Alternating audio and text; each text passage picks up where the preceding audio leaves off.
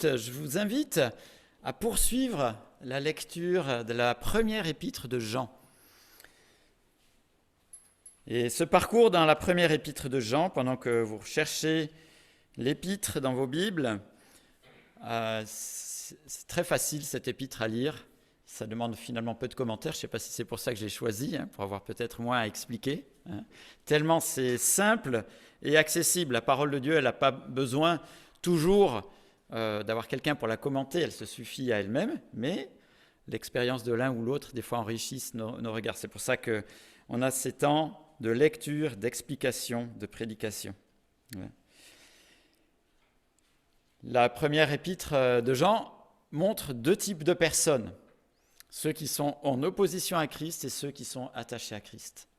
Ceux qui sont en opposition à Christ subjuguent avec des propos époustouflants, mais montrent par leur vie qu'ils font l'inverse de la pensée de Dieu.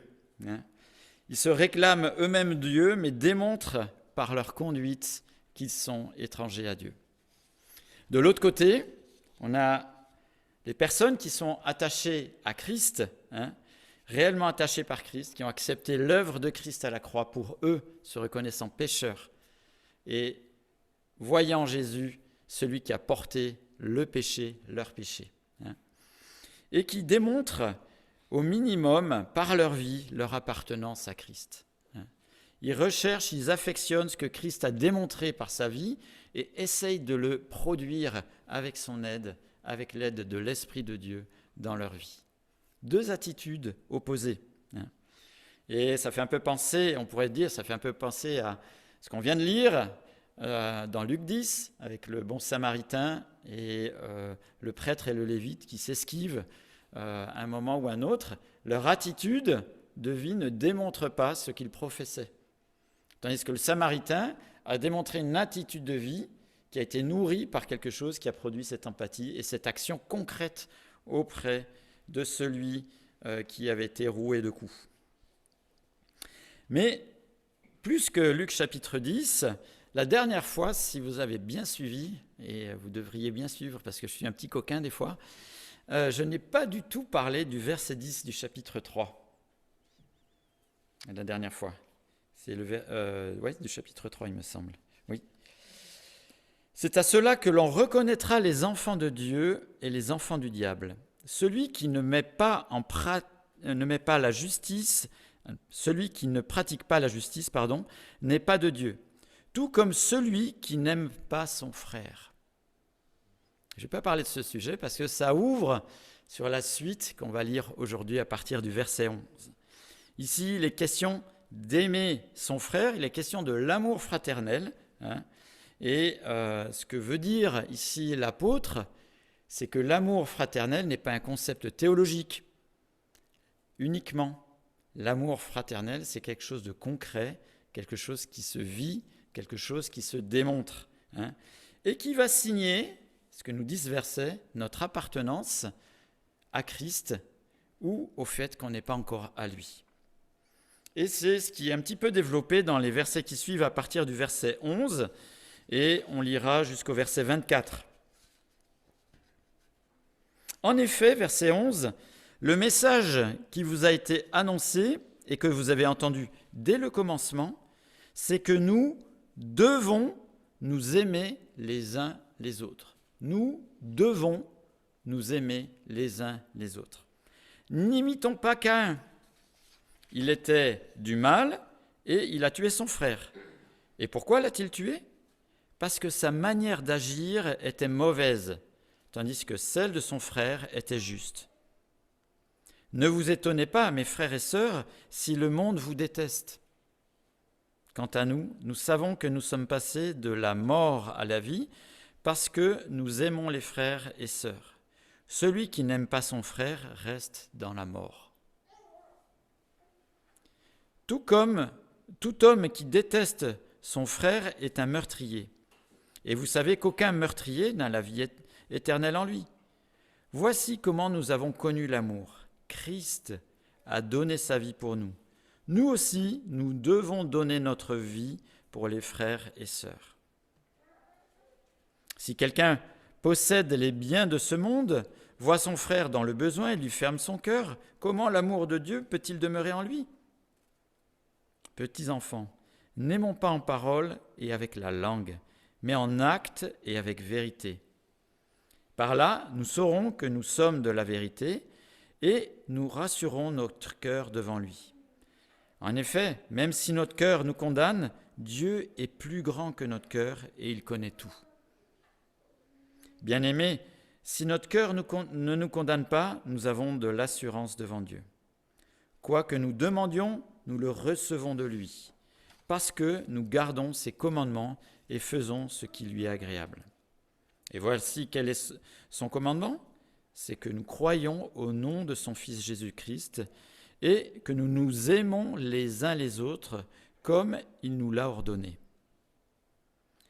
Celui qui garde ses commandements demeure en Dieu et Dieu demeure en lui.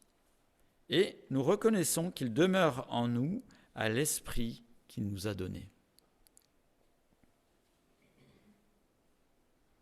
L'amour fraternel est un signe concret qui témoigne de notre appartenance à Christ.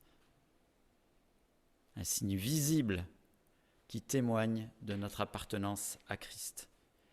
Il s'agit vraiment de l'amour entre les personnes qui croient en Christ. Souvent, quand il y a la mention les uns les autres, c'est qu'il s'agit des frères et sœurs en Christ. On pourrait penser à cet amour par le texte de Luc 10, mais ici, l'apôtre fait référence à Genèse. Et c'est pour ça qu'il dit que nous devons nous aimer les uns les autres. C'est un verbe puissant, ce n'est pas optionnel, c'est un impératif. Nous devons nous aimer les uns les autres. Pourquoi ? Il prend l'exemple de Caïn et d'Abel. Dès le commencement de l'humanité, malheureusement, dès que le péché est rentré dans l'histoire de l'humanité, on a eu un exemple terrible de fratricide entre deux frères. Et c'est pour ça que l'apôtre dit que nous devons, c'est quelque chose sur lequel nous devons faire attention. C'est un devoir parce que l'œuvre du péché fait que ce n'est pas quelque chose de naturel en nous d'aimer son frère et son frère dans la foi. Et l'exemple pris ici de Caïn et d'Abel, il y a à la fois un manque d'amour, un meurtre, parce qu'il y a deux influences différentes. Et l'apôtre Jean ici rappelle que Caïn n'a pas fait une offrande irrecevable par inadvertance, il s'était trompé, mince alors. Non, son offrande n'a pas été agréée parce qu'il était du malin. Et donc il a produit des actes de l'influence sous laquelle il était. Et cet acte a été jusqu'à l'acte extrême, pas juste de la rancœur, de la colère, de la jalousie vis-à-vis de son frère, il l'a tué. À l'inverse, Abel, et Hébreux 11 nous dit, au verset 4, que c'était un homme de foi. Abel a fait des œuvres liées à sa foi, et il a fait une offrande qui a été recevable à Dieu. Et on voit bien que à la fois la paternité et l'influence dans laquelle on est vont conduire à faire des actes qui sont des actes en lien avec cette paternité et l'influence qu'elle procure. Et l'apôtre de rappeler que nous sommes enfants de Dieu, vivant par la foi. Et donc si nous sommes enfants de Dieu, vivant par la foi en Christ, nous devons aimer notre prochain.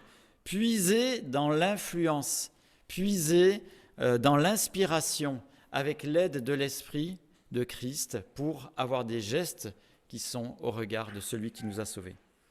À l'inverse, on est invité ici par ce texte à ne pas imiter les personnes qui appartiennent, qui sont encore dans la sphère de l'ennemi de Dieu et qui sont influencées à faire des actes de cette sphère-là.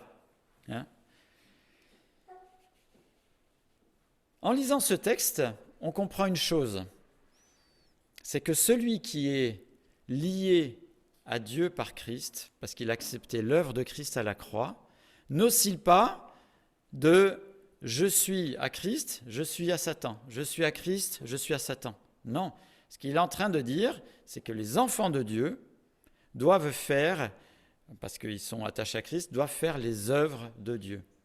Malheureusement, les enfants de l'ennemi de Dieu sont influencés à faire d'autres œuvres. Mais l'enfant de Dieu ne passe pas de l'un à l'autre. On est enfant de Dieu, point. Nous ne serons plus jamais des personnes qui appartiendront à l'ennemi de Dieu. Nous sommes enfants de Dieu, point. On ne change pas de paternité. On ne change pas de famille. On appartient à la famille de Dieu. Et on n'oscille pas de l'un à l'autre en fonction de ce que l'on fait.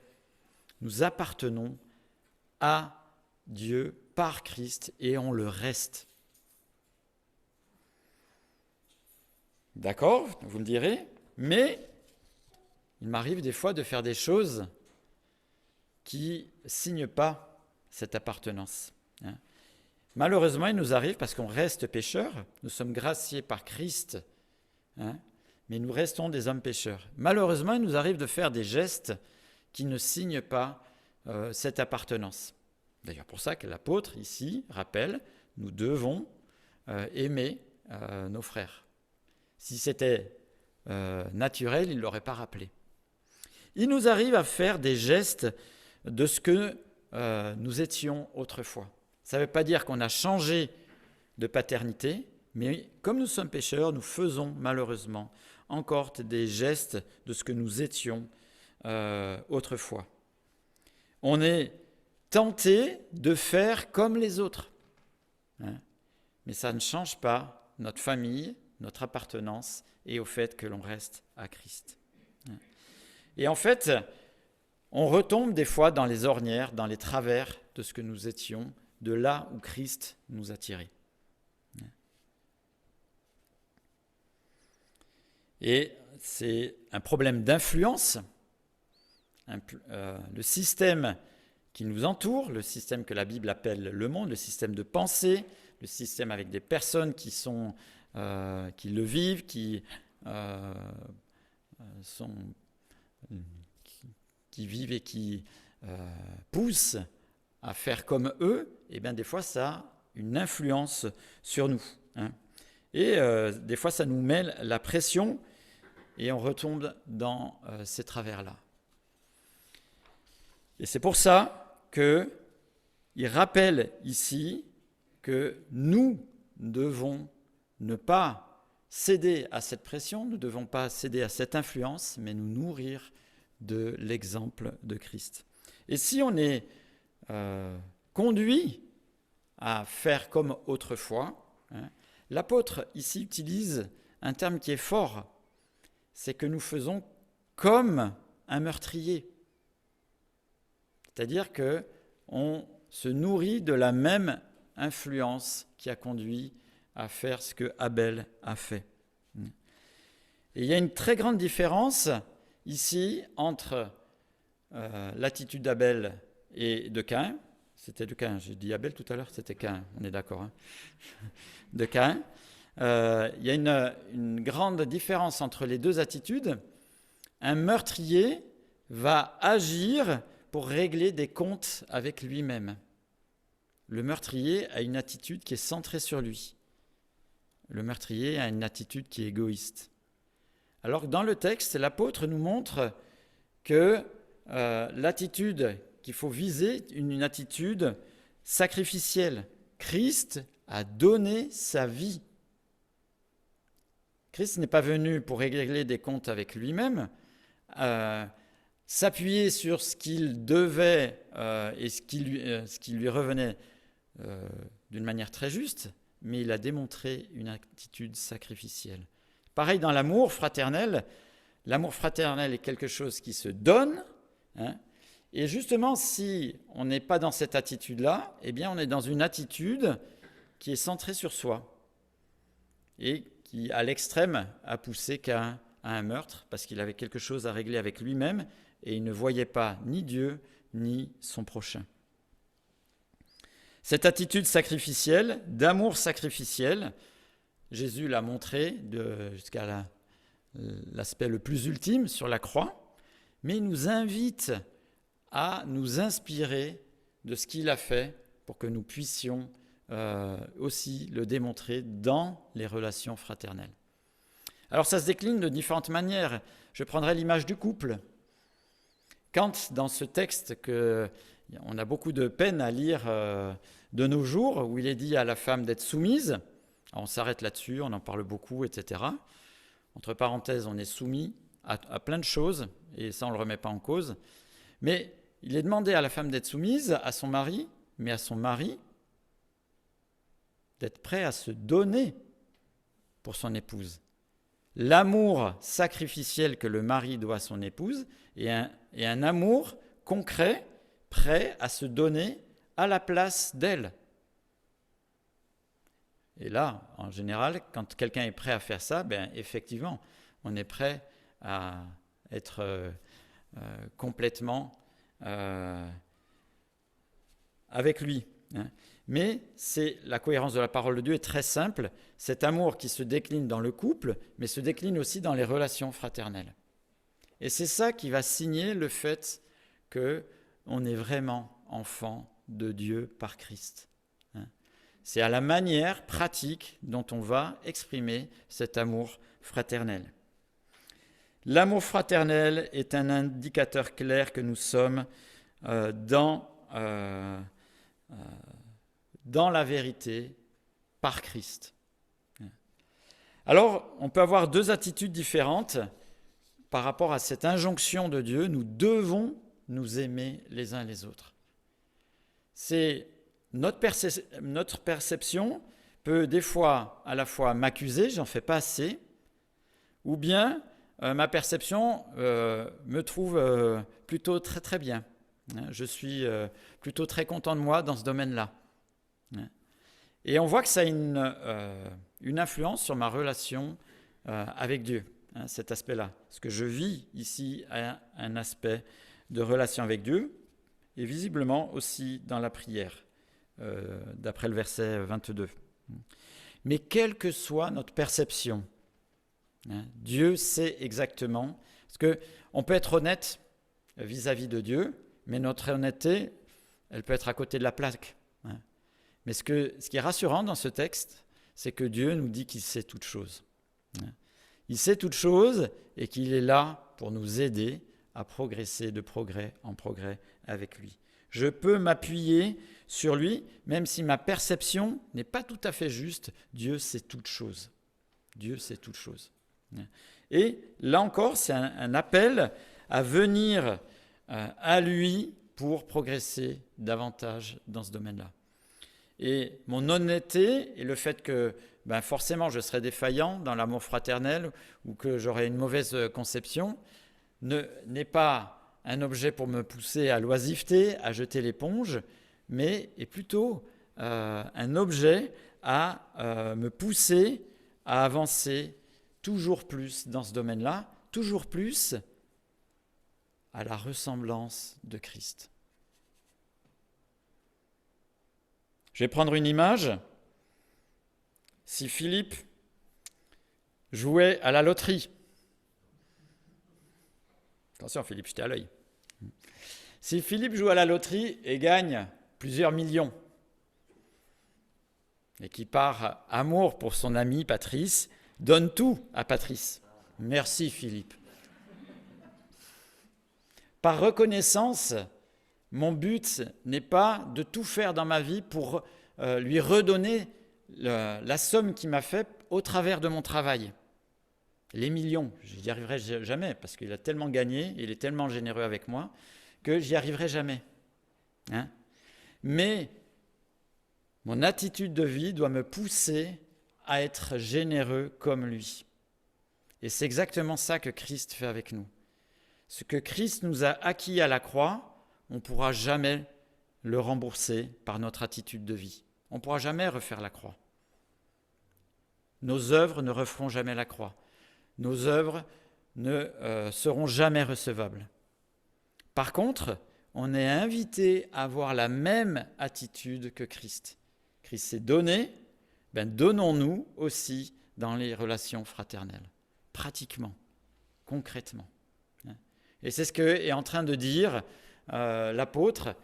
Même si on est défaillant, même si on se trompe sur notre perception, si on en a bien fait, pas assez bien fait, et ainsi de suite, mais soyons à l'image de Christ. Si on est à Christ, nous devons nous aimer les uns les autres. On doit nourrir cette ambition. J'ai beaucoup aimé ce texte et je me suis posé après ce texte pour dire, mais qu'est-ce que j'ai appris de ce texte ? Je pourrais vous poser la question aussi. Et j'ai noté 2-3 choses. Dieu, en fait, nous apprend de lui au travers de ce texte. On n'est pas l'objet du centre de ce texte, mais c'est Dieu l'objet du centre de tous les textes de la parole de Dieu. Dieu nous apprend de lui au travers de ce texte, nous apprend de la manière dont il aime et dont il aimerait que l'on puisse aussi aimer. Nous sommes à l'image de Dieu, créés à l'image de Dieu, donc on doit le représenter sur terre. Tous les hommes, c'est ça l'objectif. Donc si Dieu aime comme ça, on doit aimer comme cela. Et au travers de l'amour fraternel, j'ai appris que c'est déjà un devoir. Parce que mon disque dur est vrillé par un virus du péché et fait que c'est plus un devoir. L'égoïsme fait que ce n'est pas la priorité. Donc Dieu est obligé de me rappeler que c'est un devoir de nous aimer les uns les autres. J'ai appris aussi que c'était un signe, un révélateur de mon attachement à Christ. Des fois, des questions nous viennent, mais est-ce que je suis réellement à Christ ? Ça, c'est un signe. La manière dont on s'aime les uns les autres, dont on va s'aimer les uns les autres, est un signe qui montre que l'on appartient à Christ. L'amour fraternel, c'est aussi un combat. Parce que l'influence du système qui nous entoure, la société, le monde, les pensées qui sont autour, qui sont véhiculées, les manières de faire qui sont en nous, ont mettent une énorme pression pour nous et pourraient nous influencer à faire différemment que l'influence de Christ. Donc c'est un combat et on doit être vigilant par rapport à ça. L'amour fraternel, j'ai noté, j'ai de la marge. Je ne suis jamais arrivé. Et on peut toujours faire mieux.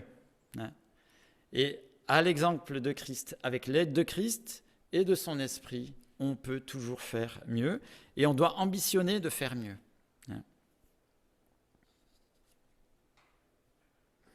L'amour fraternel est pratique. Ce n'est pas un concept.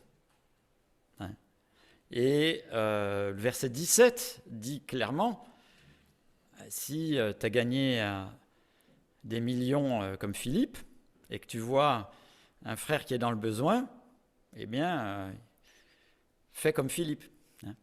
Voilà. On réglera nos comptes après. Donc, l'amour fraternel, c'est quelque chose de pratique.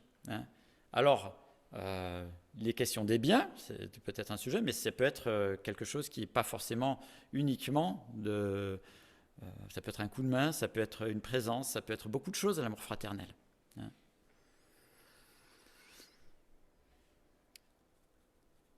L'amour fraternel, ça peut aussi nous accuser, parce qu'on n'en fait jamais assez. Et des fois, on peut même être écrasé, il y aurait tellement à faire. Tellement à faire. Et là, je vais revenir à Luc chapitre 10. Dieu nous dit d'aimer son prochain comme soi-même, nous devons nous aimer les uns les autres. Et le curseur, pour ne pas être écrasé par ce poids et de se dire « mais j'en ferai jamais assez », eh bien, le texte de Luc 10 nous aide énormément. Aimer son prochain, c'est réagir, interagir avec la situation qui se présente à nous. Pas embrasser tous les problèmes de l'humanité, de la terre entière, etc. Dieu n'a pas demandé de faire ça. Jésus n'a pas soigné tous les paralytiques, tous les aveugles qu'il y avait sur terre pendant son ministère. il a fait de proche en proche, la situation qui venait à lui. Mon prochain, c'est la situation qui vient à moi. Et nous, on est écrasés par des informations télé qui nous montrent toute la misère du monde et on se dit, mais non, on n'est pas appelé à faire ça. Par contre, on est appelé à agir par rapport à la situation qui vient à nous. Et la situation que Philippe aura vis-à-vis de moi, eh bien, Pierre, toi, tu auras une autre situation. Tu ne seras pas obligé de me donner toutes tes économies. Hein. Voilà. On n'est pas obligé de faire tous la même chose. C'est la situation auquel on est confronté. Le prochain, ce n'est pas les prochains. Aime ton prochain, pas les prochains, tous les prochains. Donc la situation qui vient à moi, elle va être différente. Et puis, d'autres situations vont être différentes. Et ce qu'il y a de magnifique, c'est que Dieu nous place à des endroits qui sont différents pour agir d'une manière qui sera donnée d'une manière différente de l'un à l'autre. Donc, mon amour fraternel va se manifester d'une manière différente vis-à-vis de l'un et de l'autre. Ce n'est pas parce que j'aime plutôt l'un ou plutôt l'autre, mais parce que je suis confronté à la situation et je dois répondre à cette situation. Le prêtre et le lévite étaient confrontés à cette situation-là. Ils ont esquivé. Le Samaritain est arrivé, il a fait ce qu'il avait à faire. Pareil dans notre amour fraternel, ayons un cœur ouvert pour tous, et puis soyons concrets dans les situations qui se donnent, et pas aller de courir à toutes les situations qui vont se présenter à nous. Très certainement, en fin d'année, nos boîtes aux lettres vont se remplir de piles et de piles de besoins qui sont des besoins mondiaux. Je ne pourrais jamais y répondre. Et des fois, on se sent accusé, oui, non, mais là, je fais quoi. Je prends un exemple, notre assemblée soutient un repas de fête, un vrai repas pour les prisonniers du Burkina Faso. Mais on ne va pas demander à toutes les églises de la terre de faire comme nous. On a été confrontés à ce besoin, à nous d'y répondre. Ça, c'est l'amour du prochain. Eh bien, c'est exactement pareil dans l'amour fraternel. On ne peut pas répondre à tous les besoins de tout le monde dans l'Église, tout le monde en même temps, et tout le monde avec la même force. Mais la situation auquel on est confronté, répondons-y.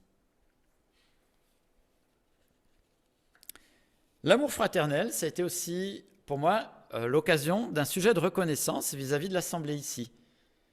Ça fait quelques mois, quelques années que vous me supportez. Et quand je pense à l'Assemblée, je me dis, c'est chouette. Là, il y a vraiment un esprit de famille. Relationnellement, c'est vraiment quelque chose de chouette. Eh bien, vu que c'est un devoir, vu que c'est quelque chose qui peut être contesté, on a vu, nourrissons cet esprit de famille en cultivant nos relations fraternelles les uns les autres. Ne laissons pas des aspects, même des fois d'ordre spirituel, théologique, etc., mettre de la difficulté dans nos relations fraternelles. Un des signes qui témoignent le plus de Christ, c'est nos relations fraternelles. Et pas ce que pense l'un, ce que pense l'autre. Là, les personnes, ils ne sont pas sensibles. Par contre, elles seront très sensibles au bonheur et à la vérité de les relations qu'on va cultiver les uns avec les autres. Donc, les relations fraternelles sont un sanctuaire qui témoigne de notre appartenance à Christ et qui témoigne pour ceux qui devraient rejoindre Christ comme Seigneur et Sauveur. Donc, c'est vraiment un joyau sur lequel on doit mettre de la priorité et y veiller d'une manière scrupuleuse. Alors, il ne faut pas surjouer, il ne faut pas faire style, mais que de notre cœur, avec notre personnalité, certains seront plus réservés, d'autres seront plus exubérants, avec notre personnalité, parce que cette personnalité, c'est Dieu qui l'a donnée. Cette personnalité, mettons là, justement, pour cultiver ces belles relations fraternelles entre nous. Alors, comme c'est un combat, et avant qu'on chante de magnifiques cantiques qui nous rappellent la puissance de la croix, un amour sacrificiel qui se donne, un amour qu'on doit viser, dont on doit s'inspirer, qui doit nous nourrir avec l'aide de l'esprit. Et puis chaîne d'amour qui est un chant qui s'imposait, aussi par rapport aux relations fraternelles. Mais avant de chanter, j'aimerais prier pour remercier et demander l'aide de Dieu. Seigneur, merci pour ce beau texte de ce matin. Merci Seigneur pour la manière dont tu as veillé à sa transmission pour qu'il vienne jusqu'à nous. Et Seigneur, merci parce que tu nous as accordé un temps ce matin pour pouvoir nous y arrêter. Seigneur, ton rappel, la théorie, tu nous l'as rappelé ce matin. Et Seigneur, on a besoin de te dire combien tu es grand, combien tu es bon, parce que tu as montré par ta vie que cet amour, tu l'as démontré jusqu'à l'ultime limite et d'une manière parfaite. Seigneur, que toute la gloire t'en revienne. Seigneur, aide-nous vraiment à nous inspirer de ton œuvre pour qu'on puisse, avec ton aide, faire cette œuvre, Seigneur, les uns vis-à-vis des autres, Seigneur, comme tu le donneras, et Seigneur, comme tu nous permettras de l'exprimer. Merci, Seigneur, parce que tu ne veux pas faire quelque chose qui est au-delà de nos capacités. Et Seigneur, merci de nous aider à être sensibles aussi à l'œuvre de ton esprit en nous, Seigneur, et pas être sensibles à l'œuvre du système qui nous entoure. Seigneur, que tout ce qui soit fait puisse te rendre gloire, Seigneur, et Seigneur, qu'on n'en tire pas nous-mêmes de la satisfaction et notre propre gloire. Amen. Alors, est-ce que vous voulez chanter La puissance de la croix et Chaîne d'amour maintenant? Avec le soleil revenu, c'est parfait. Je vous invite à vous lever.